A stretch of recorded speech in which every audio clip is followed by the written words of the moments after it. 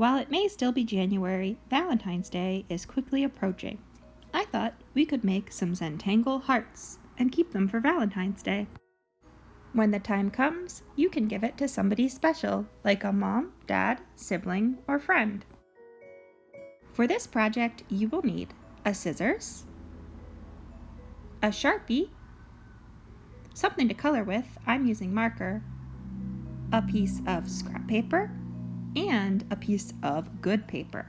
If you're using watercolor markers, like me, a thick paper, such as cardstock, will work best.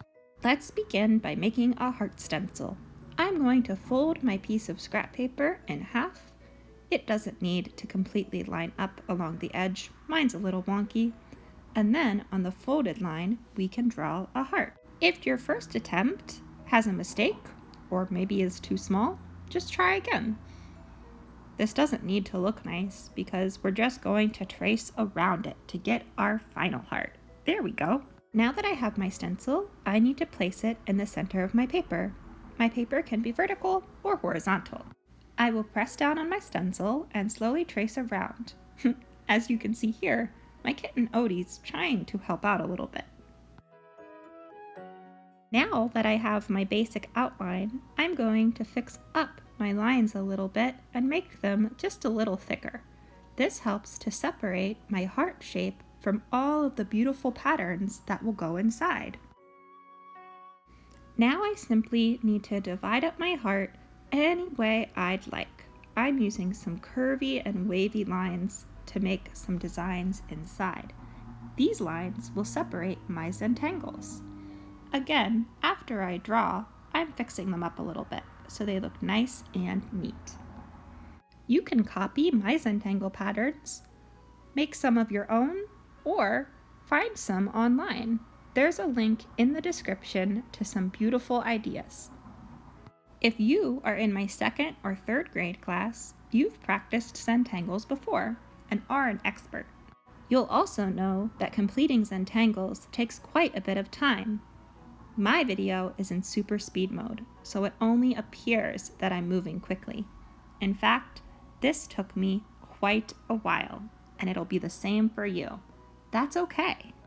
We know that the best art comes from taking our time and putting lots of care and thought into our work.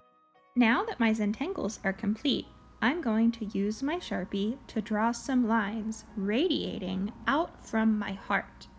This will be part of my background. You can color your background any way you'd like.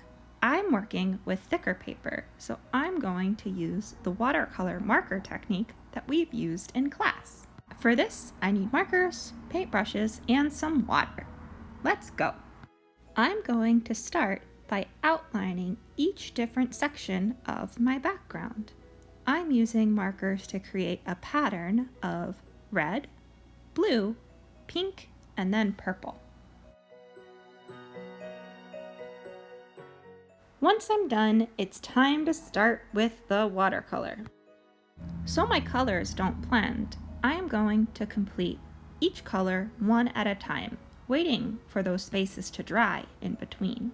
I'm starting with blue.